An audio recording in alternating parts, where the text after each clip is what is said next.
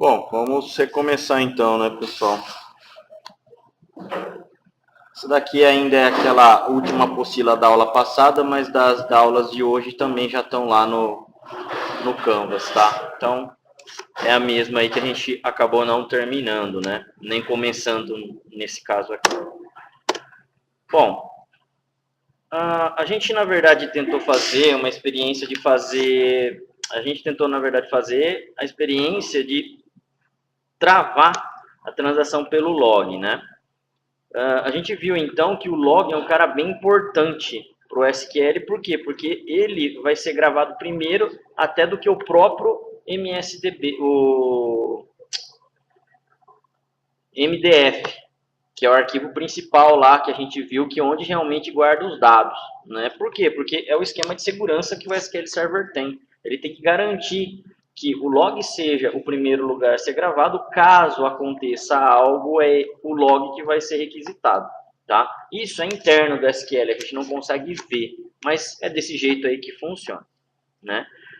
Bom, nesse caso aqui, né, a gente pegou, vai simplesmente dropar a tabela aqui, né?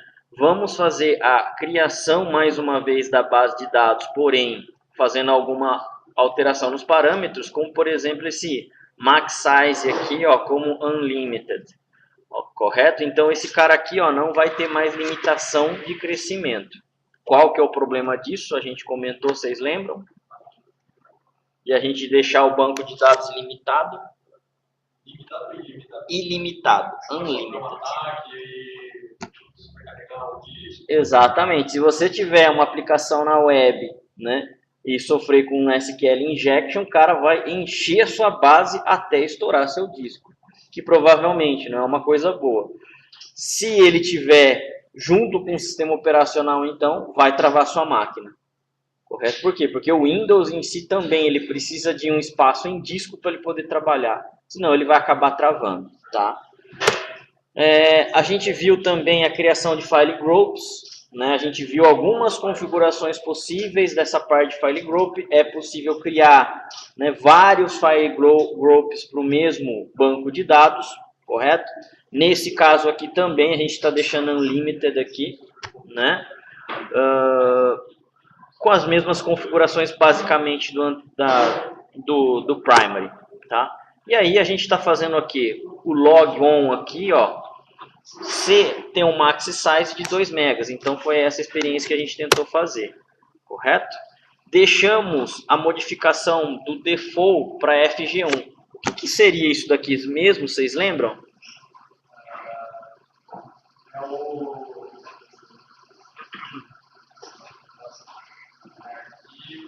Não, não é arquivo.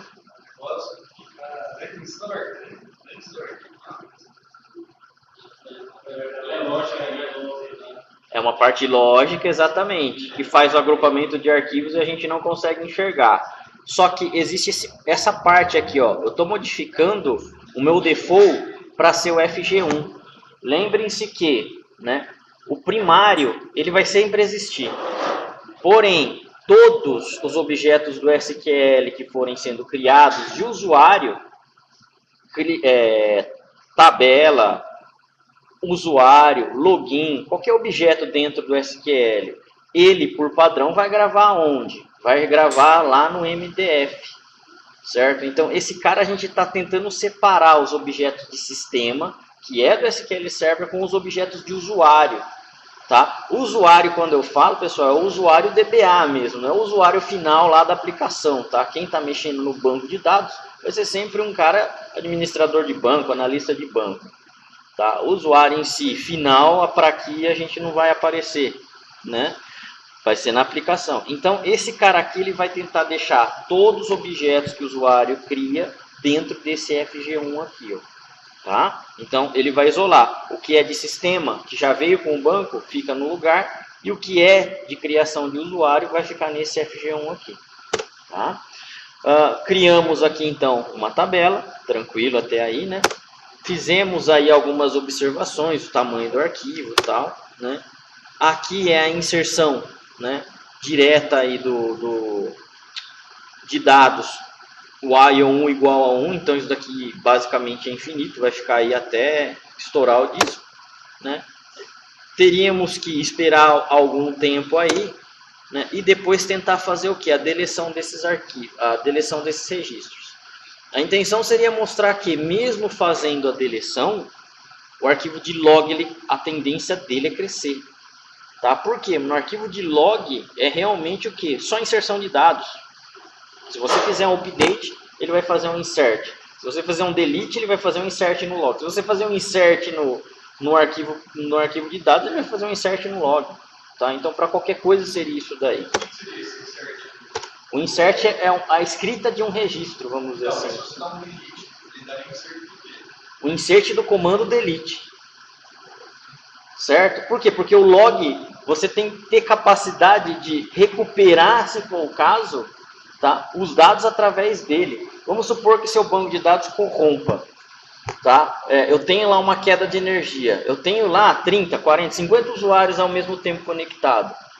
O que vai acontecer? Provavelmente o MDF vai corromper. Na hora que você ligar de novo, vai ter lá dados, tá? Corrompidos. Por padrão, o SQL ele vai tentar o quê? Ele não grava sempre no log quando eu tenho um comando de manipulação de dados. Esse cara, o log, é o cara seguro. Ele vai tentar refazer todas as transações através do log e aplicar dentro do quê? Do MDF. Sozinho. Sempre vai ele recuperar? Não. Infelizmente não. É o jeito ainda mais seguro que o SQL ainda consegue trabalhar, mas nem toda vez ele consegue. Aí você vai tentar fazer o quê? Tentar ver com o backup qual foi o último que você conseguiu backup de log para tentar restaurar essa base aí. Se você não tem, aí a sua chance de recuperar é bem baixa.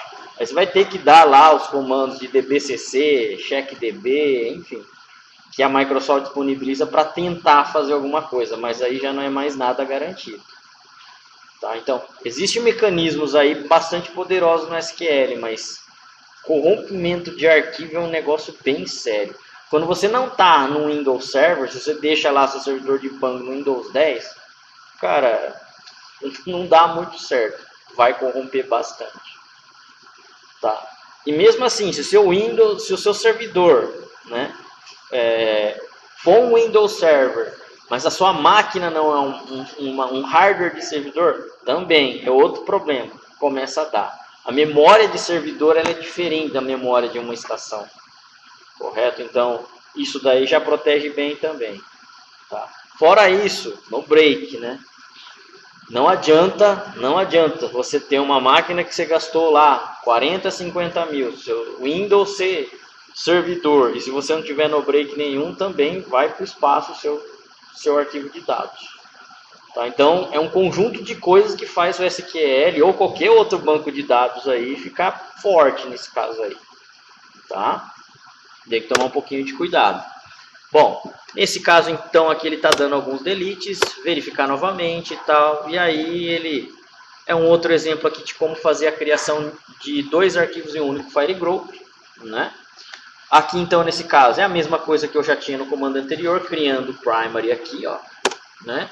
Depois eu tenho um file group FG1, ó, contendo dois arquivos físicos. Então eu tenho itens pedidos e o pedidos aqui, ó. Tá? Mesma coisa. Tá? E depois o log-on também, para fazer a criação do meu arquivo de log. Tá?